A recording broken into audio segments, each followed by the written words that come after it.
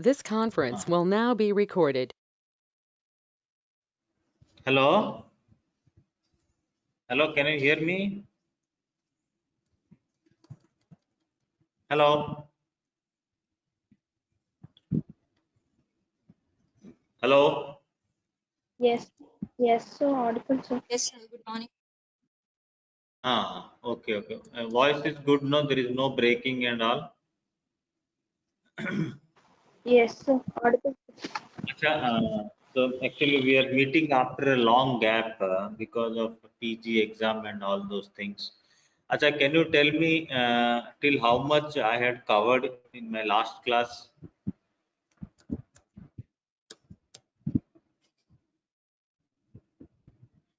Did I teach this slide? Acute mastoiditis? Eh? This slide I have taught. Yes, sir. We have finished this acute mastoiditis, no? I think I remember this. Mastoiditis also I think we were starting this, no? Petrositis. Yes, sir. Okay. Now, petrositis means what? Inflammation of a petrous apex. So, petrous apex, lies very close to the cerebellopontine angle. And petrous apex in 60 to 70% of population it is not nematized, but in 30% to 40% of population the nematization goes right up to the petrous apex. So there you have the apical cells. So here infection of the or extension of infection from the middle ear or mastoid to the petrous apex results in petrositis. Okay, and this petrositis presents to us with a triad of symptoms, and that is known as goes by the name of Grandenigo syndrome. So Grandenigo syndrome characterized by 3D diplopia due to paralysis of lateral rectus muscle, deep-seated retroorbital pain, and discharge. Okay. Now, if you see, there are two principal nematized chain or pathways to the petrous apex. So one is the posterior superior chain, which is more common and extends from attic and antrum around the semicircular canal into the apex. So another one is the antero-inferior chain, which usually arises from the hypotympanum and eustachian tube, goes around the cochlea into the petrous apex. So among these two pathways, the more common one is the posterior superior pathway. Okay. Now, what happens? This I told you the presentation is the triad of 3Ds: diplopia, deep-seated retroorbital pain, and discharge. So, when will you suspect a patient having a petrositis? So, one is if the patient presents to you right away with Grandenigo syndrome, and then in these conditions you go ask for a high resolution CT scan to establish the diagnosis, and you did not immediately go for surgical exploration. You admit the patient, collect the swab for sensitivity, and start the patient on high dose IV antibiotics and wait for a recovery. If it doesn't recover within 2 to 3 days, and then you can go ahead and plan a mastoid exploration. That is case scenario one. Number two is when you have done a good, say, a cortical mastoidectomy, a very thorough all the cells you have opened and you've done a very good cortical mastoidectomy, and the patient returns to you again with tear discharge. In that case also you suspect the patient might be having or suspecting or is affected by pityriasis. So clinical features, I told you, Greden-Digo syndrome triad, fever, headache, vomiting, neck rigidity also may be present. So treatment is antibiotic therapy, I've told you, not radical, rather modified radical mastectomy you can do. And the main thing is you have to establish, once you get, suppose you identify the track, you have to just follow the track. So you have to go on drilling the track slowly and making it more wider, and try to remove as much of bony sequestrum as uh, patient will recover completely.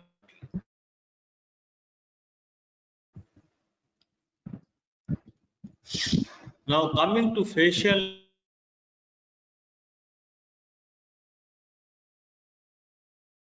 in acute otitis media, it can palsy. This result as well as in case of a chronic otitis media. But the difference is the otitis media that easily spreads to the epineurium and perioneurium and results in paralysis. So you must be knowing that the facial nerve is housed inside the fallopian canal. So in certain cases, the fallopian canal is dehiscent, and this congenital dehiscence is more common in the horizontal part or in the tympanic part of the facial. So in this situation, what happens? The nerve is exposed. So this is what the epineurium gets exposed to the bacteria or to the inflammatory mediators, and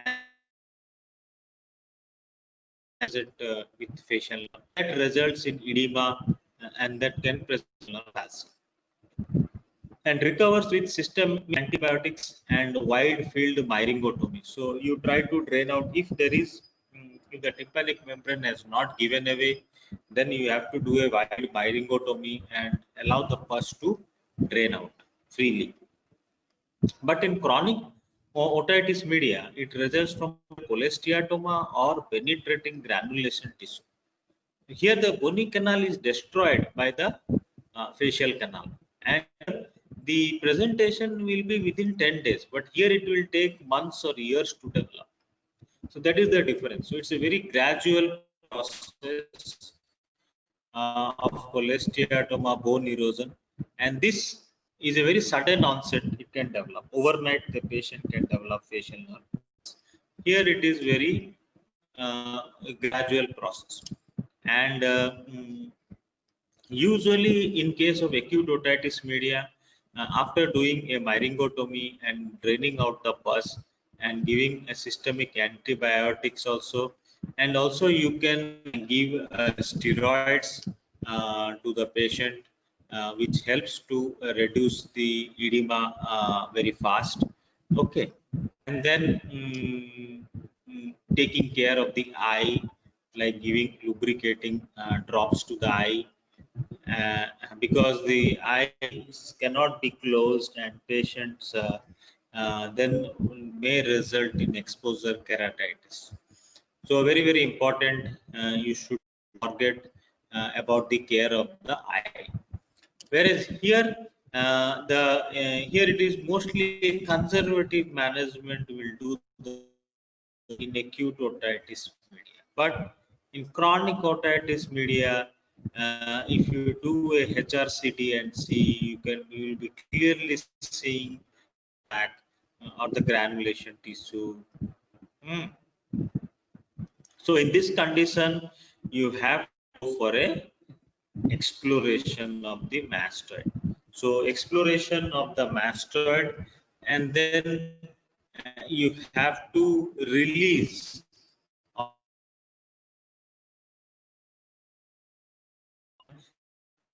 if there is a pressure decompress the facial nerve. And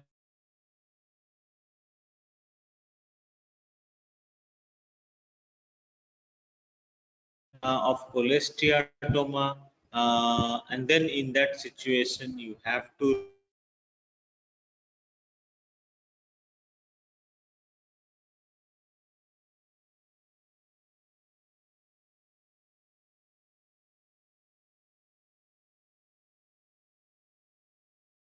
remove the cholesteatoma sac or the granulation tissue, and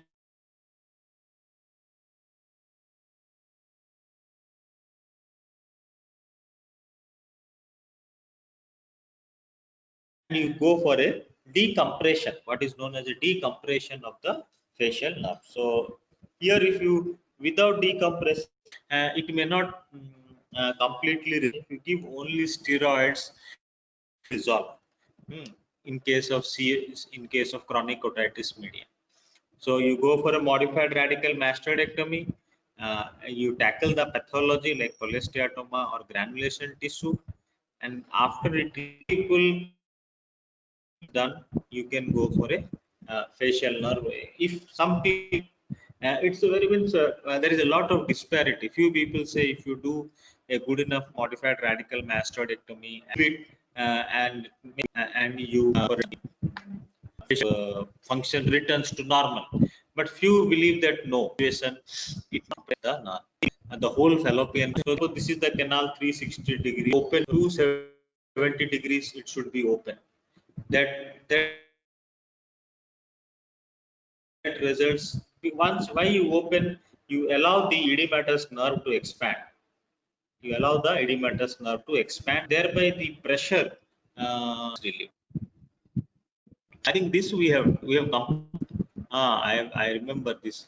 Now intracranial complication. So intracranial complication, we will extradural abscess. Then we will go to brain abscess later.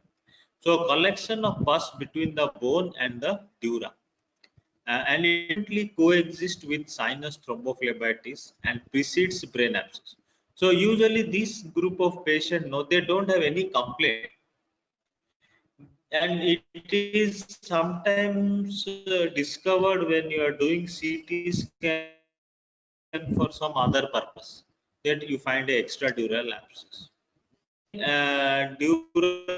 Dural bone can be destroyed. So overlying destroyed by hyperemic decalcification in acute otitis media, and bioenzymatic and pus collects in the epidural space. Treatment, antibiotic therapy, and so it has it is just it has no in usual patients, most of the patients are also not aware of it.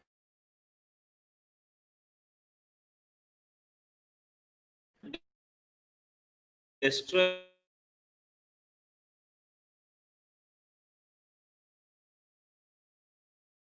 and here you see the bone destruction, the pathogenesis is totally different. Here it is hyperemic decalcification in acute otitis media.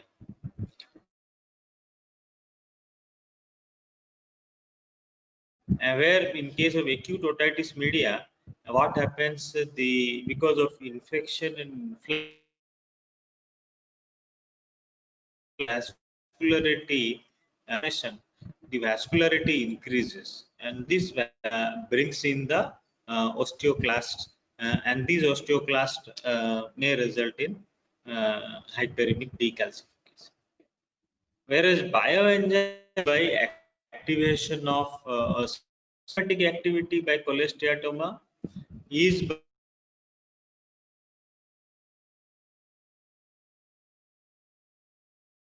certain enzymes like collagenase, elastase, protease, and they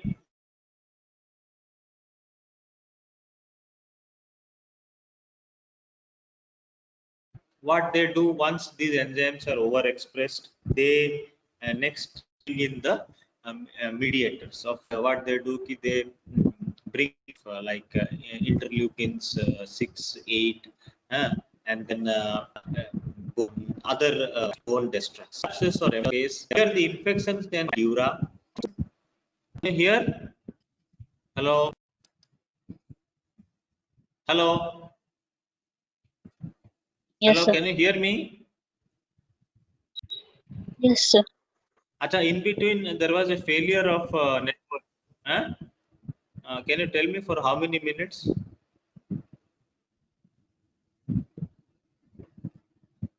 Hello, hello. No, sir. You were getting the audio also, no? There was no breaking of audio, and because I have a message here saying that there is no connection. Okay. Now here this is this is an emergency like subdural abscess. Abscess which has hardly any presentation, but it is a neurosurgical emergency and you have to drain the abscess and start the patient on high dose of IV antibiotics and do a mastectomy. You see, the subdural abscess is an emergency, whereas the extradural abscess is discovered by chance. And here, if the subdural abscess involves the over the temporal lobe, then the patient develops a Jacksonian type of epilepsy. So Jacksonian type of epilepsy starts with epileptic movement from tip of the finger, slowly involving the arm, and then gradually spreading all over the body. Okay. Lateral sinus thrombophlebitis.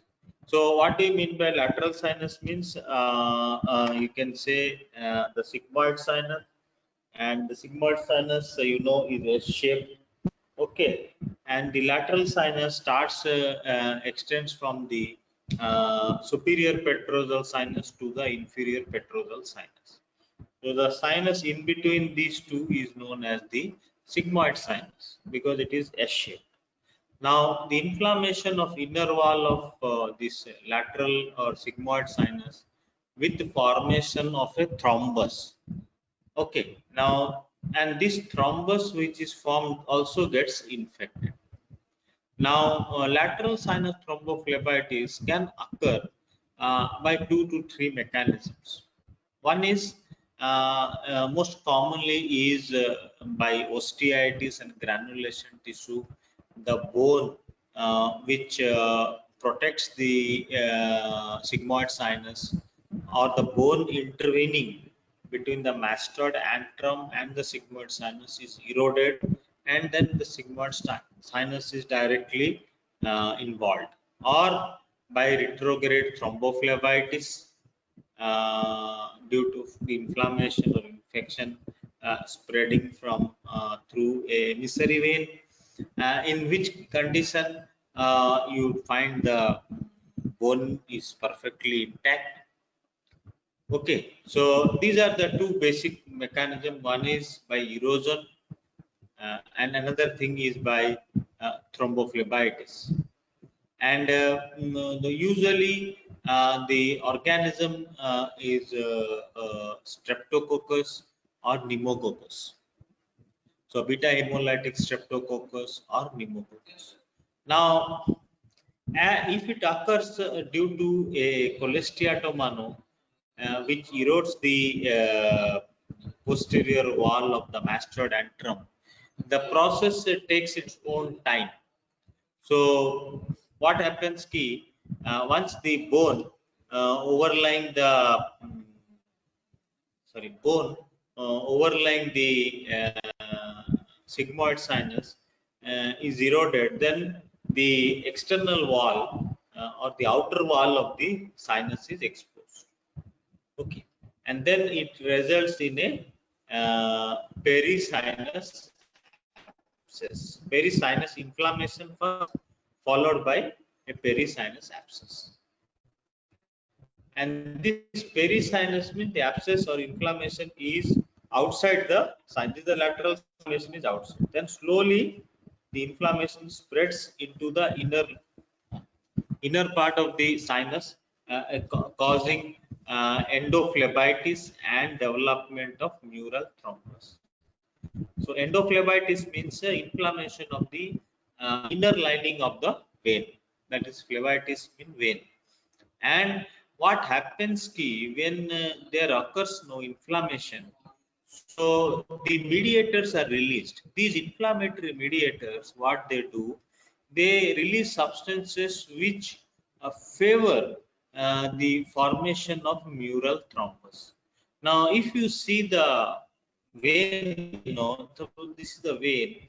Blood is flowing through the vein. And what happens? The center stream, the flow is little fast compared to the peripheral stream, because the peripheral stream has to brush against the wall of the sigmoid sinus, so they have some resistance there, where the center stream is good. Mostly these platelets and all, they are situated in the peripheral stream,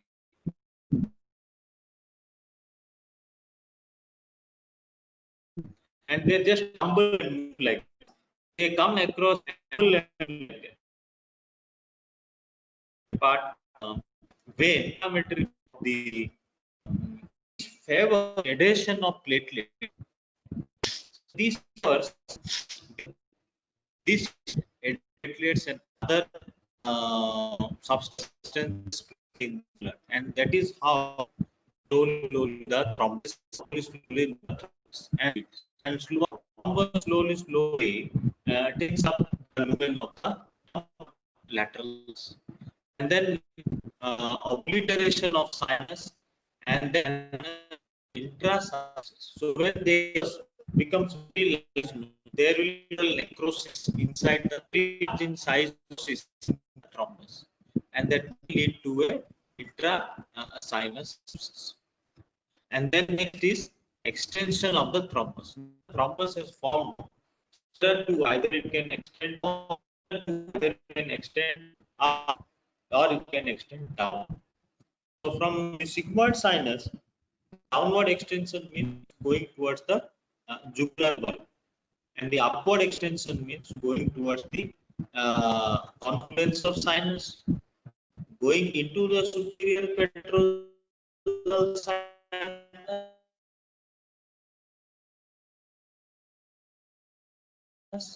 and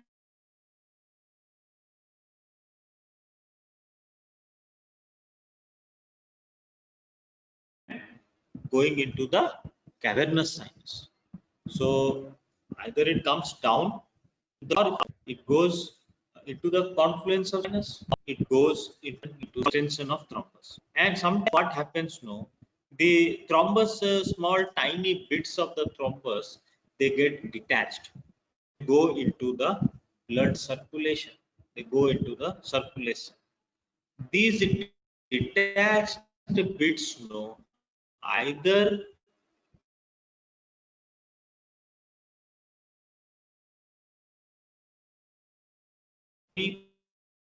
part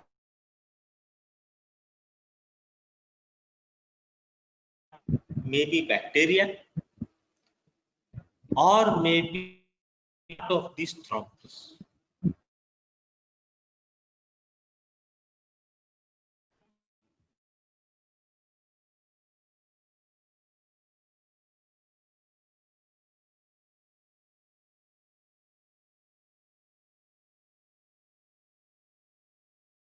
So this, if bacteria is released, it causes bacteremia. If this thrombus parts are released on septic foci, it results in septicemia. So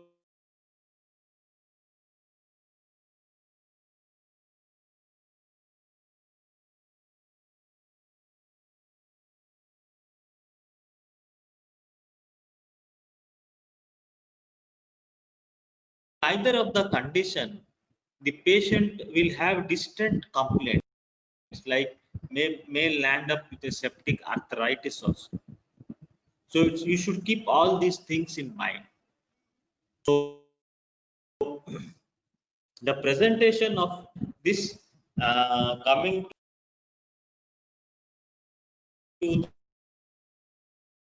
the clinical picture, a very classical presentation was there before the antibiotic era, but now antibiotics and very highly potent antibiotics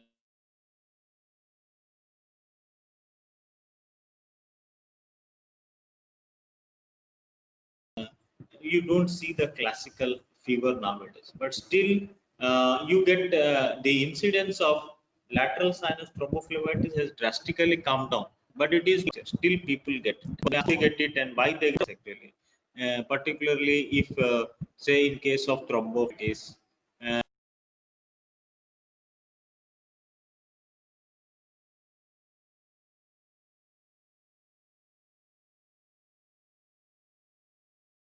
patients who have a low immunity or the virulence of organism is highly virulent, access to treatment or medications organism, no access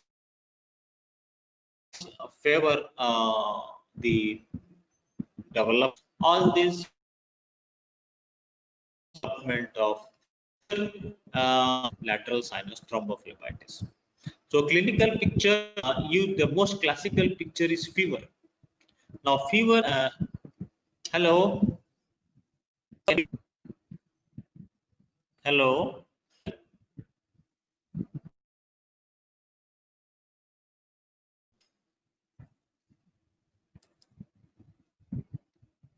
hello, connection you are having. Hello, again, hello, hello, respond at least.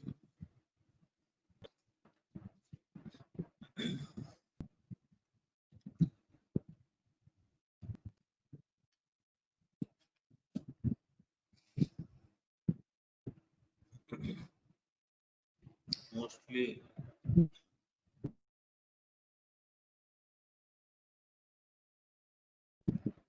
connection is lost.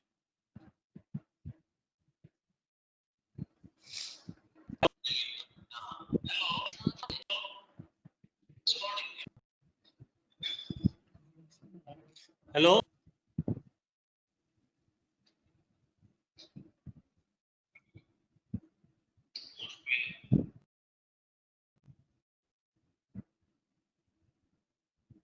are why are you getting the video? Good morning. Are you getting the?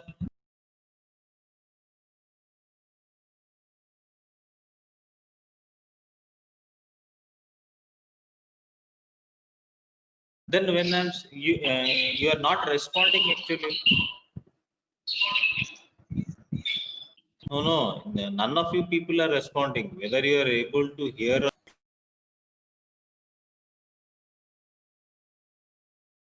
if you respond, then we will know. It's like a one-side conversation. I am shouting hello.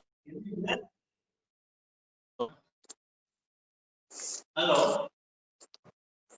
So no one is responding. Yes, sir. Yes, sir. Huh? An Yes, audio. Sir, sir, వినిపిస్తుంది sir.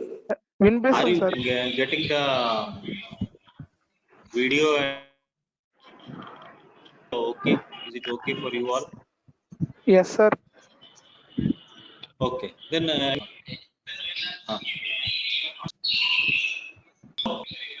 hello. Yes, sir. Hello. Yes, sir. Hello. Can you Yes, go? sir. Acha. No, no. You Yes, should sir. It is respond audible. like at least 2 to 3 minutes. No. Since the last. That you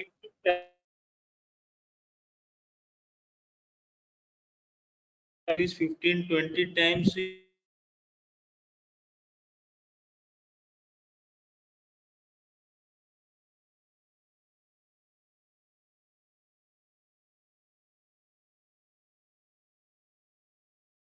when I'm asking, after asking for at least you are telling it is audible. Eh? Are you watching the class, or you have just kept it? That is tell you everything. Typical malaria fever, fever, and fever comes down with fever presents to you with chill and rigor, and comes down with sweating, and in between the patient of well-being till he or she gets another spike of fever. So this is called as a picket fence fever. Very favorite question of all our examiners. They might ask. Then the most important symptom is high grade fever, or second is picket fence charge from the ear, which may be offensive. Then there will be severe uh, uh,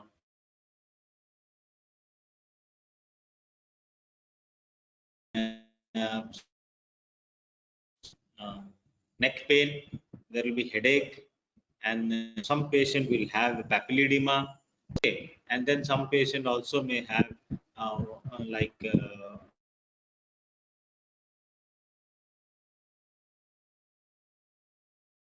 vomitings and features of uh,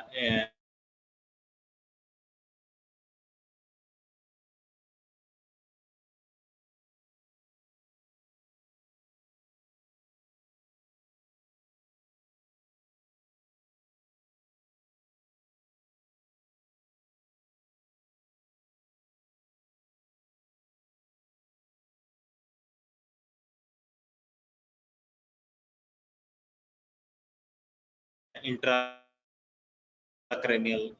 raised intracranial tension, and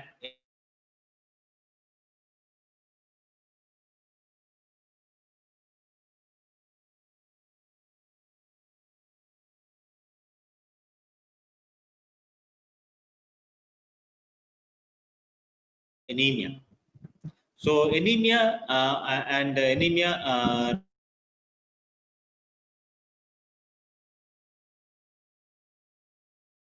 resulting in emaciation, and anemia usually occurs when the infecting organism. So in case of lateral sinus thrombophlebitis, when will it occur? The streptococci develop, the patient will develop, and then what you will find on examination, the most classical finding you get is a high grade fever, chills and rigor, and with accompanied with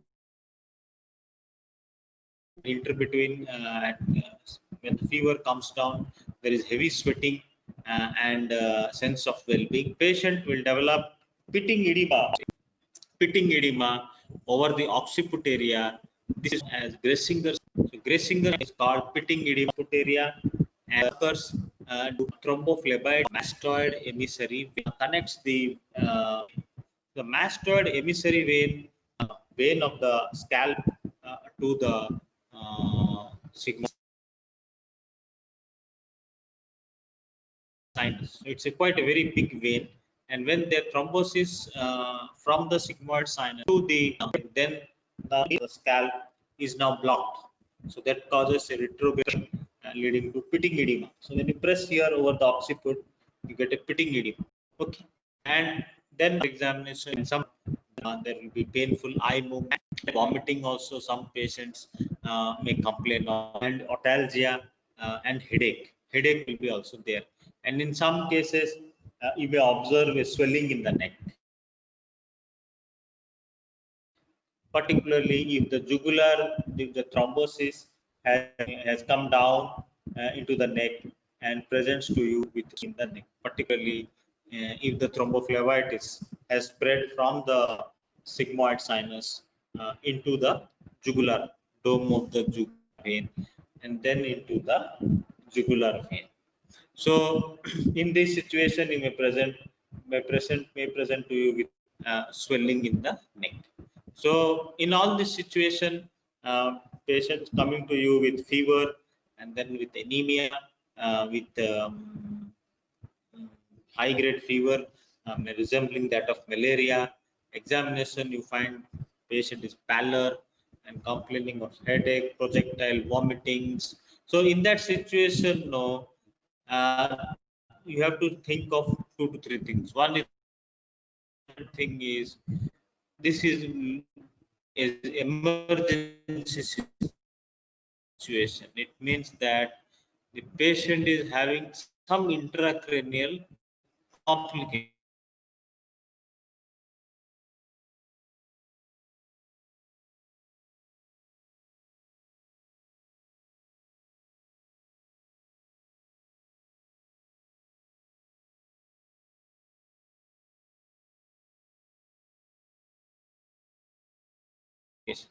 Okay, and the Gressinger sign will point to lateral sinus thrombophlebitis, but you have to establish the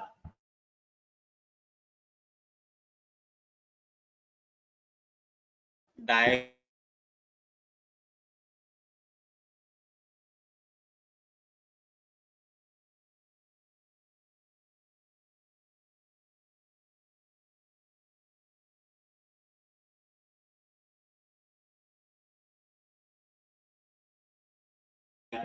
You have to establish the diagnosis. So clinically, you are almost say 60 to 70% sure this might be the case of lateral sinus thrombophlebitis. So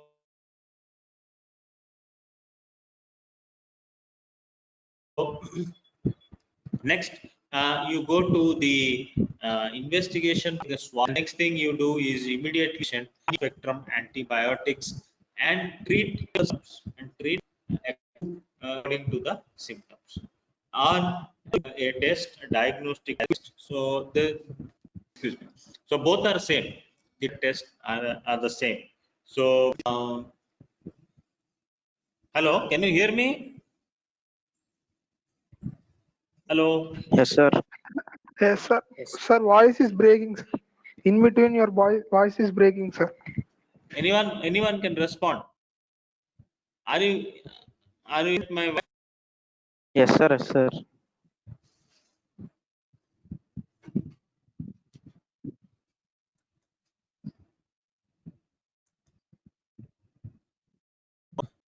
Voice is breaking. Whatever problem you are facing, you please enter your message chat box so that at least if you just sit quietly, then nothing will happen. From next class, we can work on it. If whatever problem you are facing, please write down.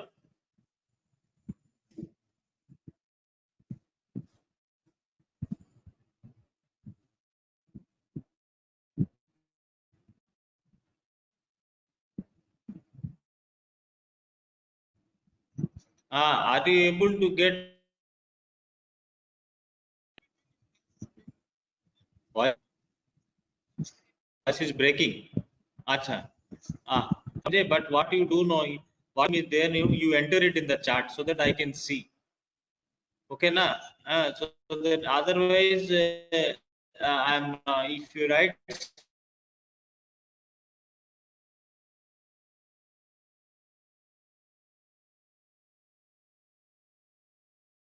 some problem, any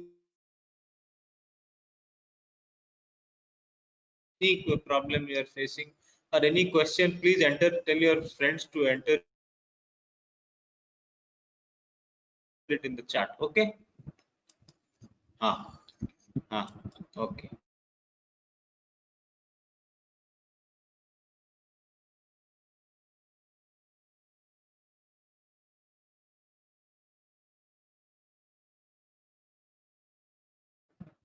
So that is called as a quicken state test or Tobey-Ayer test. So what is it? Quicken state test or Tobey?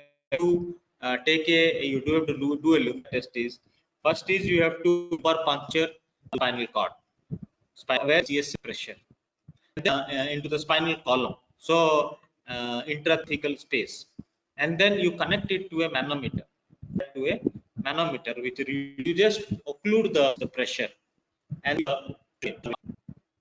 what happens key the internal jugular vein whole of the not only the scalp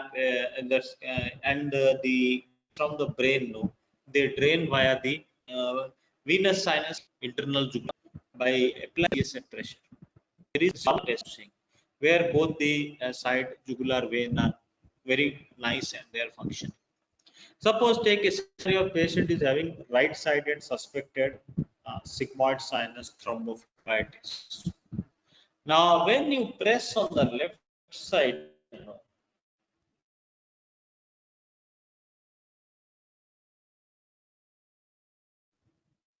there occurs a 2 to 3 fold increase in the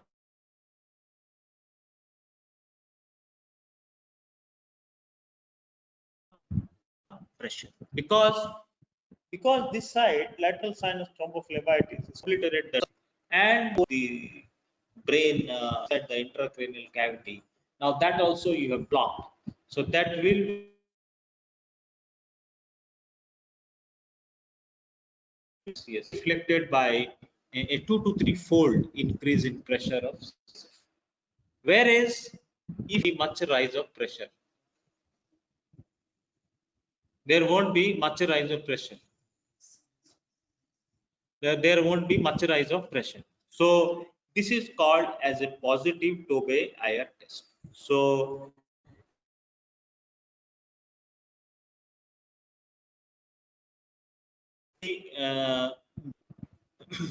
if you close the jugular vein on the opposite side or rise the intracranial pressure or the CSF pressure, whereas if you obliterate or you block or close the jugular increase in the vein on the affected side, there is hardly any CSF pressure. So this way I test. Another test is known as the Krobeck test. The Krobeck test is you suppose on the right side again, if you press, nothing will happen, and but if you press on the opposite side, no, again the same thing, and do a operation, you will find engorged retinal veins. So engorged retinal veins on the side of the positive Krobeck disease indicates a positive test. So you have a Tobey-Ayer test. For that, you have sent the patient for a culture and sensitivity, and you can do an examination under microscope, or also you and can do a auto endoscopy examination. You do the blood test. You can also do a blood culture. Then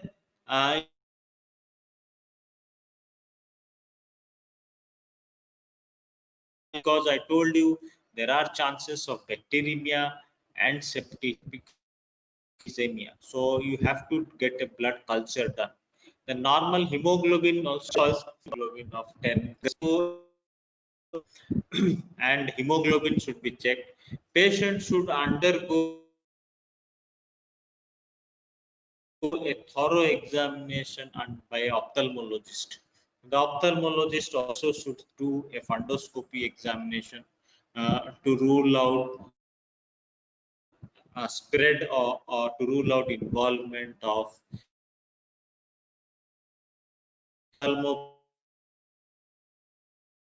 cavernous sinus. So very important. Patient developing ophthalmoplegia, patient developing conjunctival congestion or injection, patient developing uh,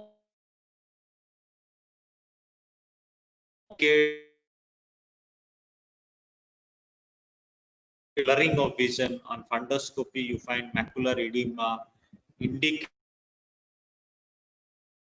the thrombophlebitis has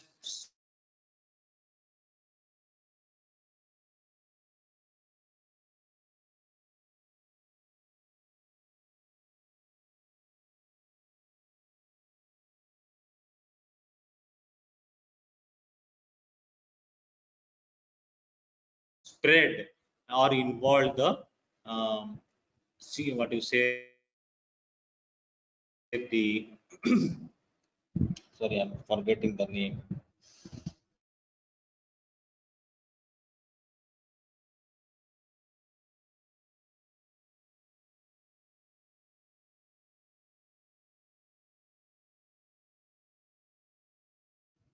Cattle has involved the cavernous sinus.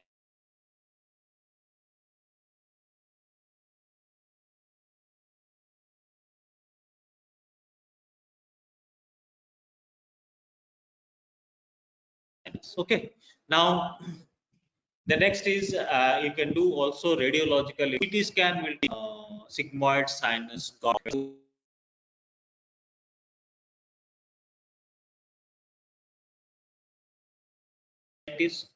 it was due to thrombophlebitis. If you find erosion of the bone and then exposure of the sigmoid sinus, then it might be due to a cholesterol. To an idea key that okay, the bone is eroded and but to know whether there is sigmoid sinus thrombophlebitis, what you do a contrast CT. You inject into the sigmoid sinus dye, and when you see when the dye enters into of both sides, you compare. Here, what happens on the side is after in the sigmoid sinus will having the opposite side is important. Also, when the patient you start with a broad spectrum antibiotic, start in a little high dose of antibiotic, like meningitis means suppose let us say it's a third generation cephalosporin, it crosses sporin, which has a good cross nicely across the blood-brain barrier. And normally here you can give 2 dose. So and then wait for maximum 48 hours.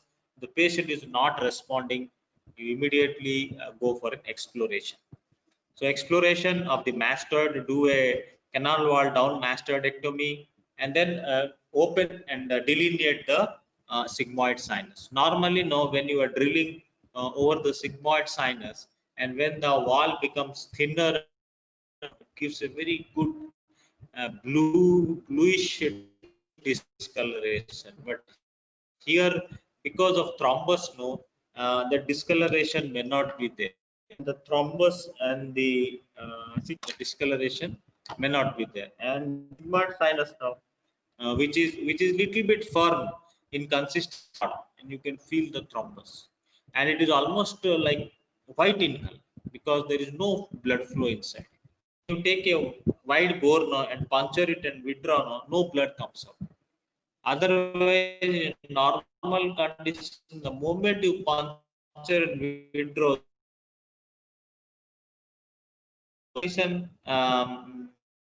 is free flow of blood. So in those conditions, you can, if you see directly the thrombus, people incise it. What you say, the skeletonize the sigmoid sinus. That is more than enough to take care of the disease. Few believe that no, you have to open up the and go on removing the thrombus till you get a fresh bleed, the fresh flow of blood. And the typical blood which comes out through the sigmoid sinus is a dark red color. It's dark red in color. So you can clearly make out the blood. And that you can also go for ligation of jugular bulb if the infection has spread and involved the jugular. That may require another neck excision, neck in the extension of the normal William Wild incision into jugular bulb or neck to go for a ligation. Other supportive treatments are there, like giving heparin or dicumarol, some low molecular. You can give even blood transfusion to increase the blood hemoglobin level, and then thrombolytic therapy also can be given, and taking care giving paracetamol so that the fever settles down. So it is a very life-threatening complications of CSO. So in the next class, we will finish the intracranial complication. Another 2 or 3 are there. Once I finish that, we will go to the. Just hold on while I save.